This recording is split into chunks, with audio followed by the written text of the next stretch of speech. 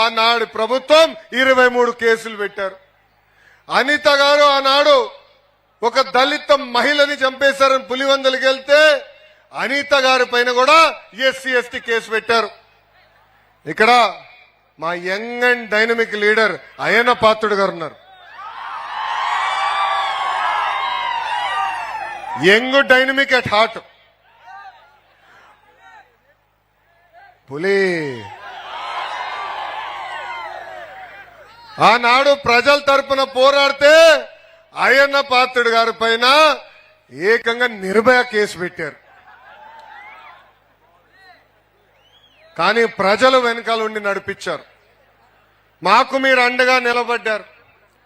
ఏం తప్పు చేయని చంద్రబాబు నాయుడు గారిని 53 రోజులు బంధిస్తే పెద్ద ఎత్తున మీరు బయటికి వచ్చి మాకు అండగా నిలబడ్డారు.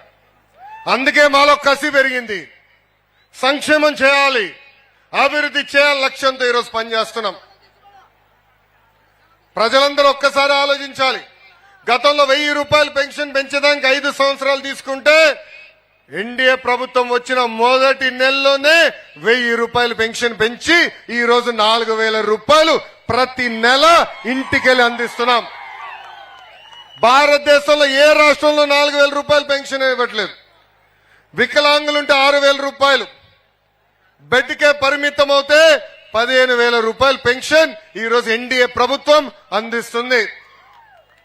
అంతేకాదు మూసేసిన అన్న క్యాంటీన్ తిరిగి ప్రారంభించాం.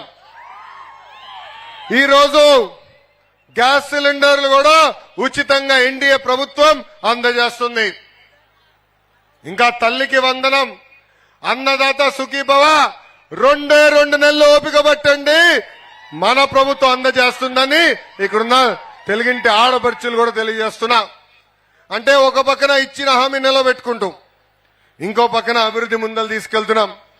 ప్రజలందరూ ఒక్కసారి గుండె పైన చేయి పెట్టుకుని ఆలోచించండి. ఇదే రోడ్లో నేను నడిచా, స్కేల్ పెట్టి కొలతలు కొలిసా ఎంత లోతు గుంతుందని. నేనెక్కడ నడవాలంటే కార్యకర్తలు పక్కన పెట్టుకుని సరదాగా చేసి మాట్లాడుతూ నడిచేవాడిని. కానీ మన ప్రాంతానికి వచ్చి గల గుంటలు చూసి ఆగ్రహం ఇప్పుడు మాట్లాడదు, ఏ గుంతలు ఎప్పుడు పడతామో తెలియని పరిస్థితి.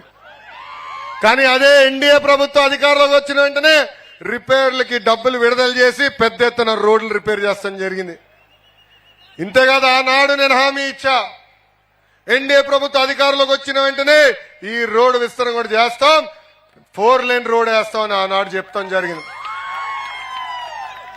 ఇంకా మీ ఎమ్మెల్యే గారు కూడా వదిలిపెట్టాడబ్బా, వెంటాడాడు. ఒక పక్కన ఉప ముఖ్యమంత్రి గారు పవన్ అన్నతో పోరాడారు, ఇంకో పక్కన శాసనసభకు వస్తే చాలు అన్నా ఇవ్వగల మామి కొంచెం మీదే బాధ్యత కదా అన్నాడు. ఆయన ప్రోత్సాహంతో ఈరోజు మనం ఈ ప్రాజెక్ట్ ముందలు తీసుకెళ్తున్నాం. 4 లేన్లు లోడ్ చేసినప్పుడు ఇక్కడంతా కొంతమందికి అంటే ఇక్కడున్న షాపులు కానీ ఇల్లు ఉన్న వాళ్ళు కొంచెం ఇబ్బంది ఉన్నారని నాకు తెలియజేయడం జరిగింది. ఇక్కడ గౌరవ కలెక్టర్ గారు ఉన్నారు, ఇంకా కొల్లు రవీంద్ర గారు ఇన్ఛార్జ్ మంత్రి గారు ఉన్నారు. వాళ్ళందరికీ చెప్పాను, బాధ్యులతో ఒకసారి కూర్చుని ఈ ఆమోదమైన పరిష్కారం ఎత్తుకోమని వాళ్ళు కోరటం జరిగింది.